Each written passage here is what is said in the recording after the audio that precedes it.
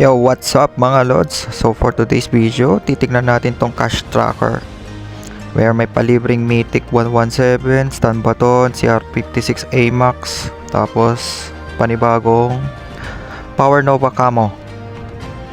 Yan. May madaling paraan para makuha mo to. Syempre hindi na libre kapag bibili mo. Ayan o. May mga katumbas na CP.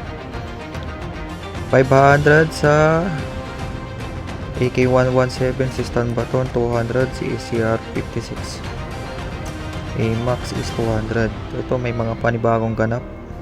Nakuha na natin yan, yung Legendary Exchange. Yung ito, check natin yung mga iba, mga ibang bago. Ito may double COD points event.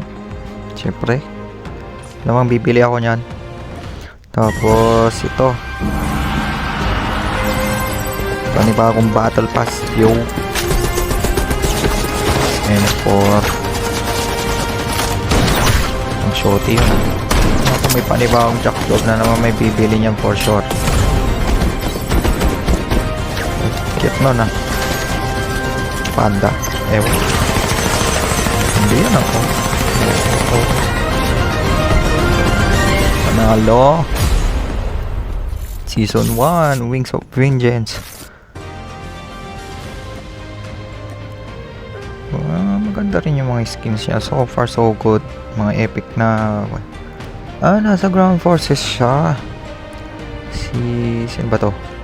Basta parang polar bear. Nakuha na natin. Pero teka lang, kailangan natin mag top up para makabili. Alam mo yung ground forces ang bibiliin ko niyan. So ito, titignan natin yung prestige weapon.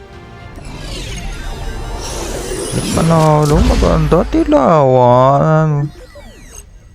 HBK 30. Bagay, mas maganda pa siya doon sa luma. Maganda pa ito, itong prestige na to. Bumpanes.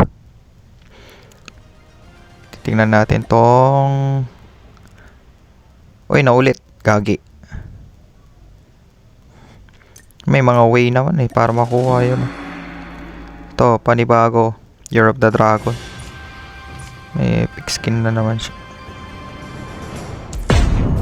Sarang. Siyempre, nare-reset na pala.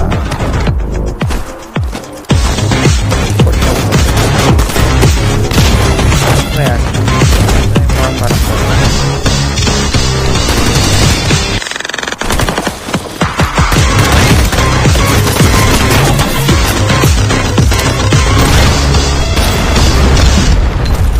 Robos Yung.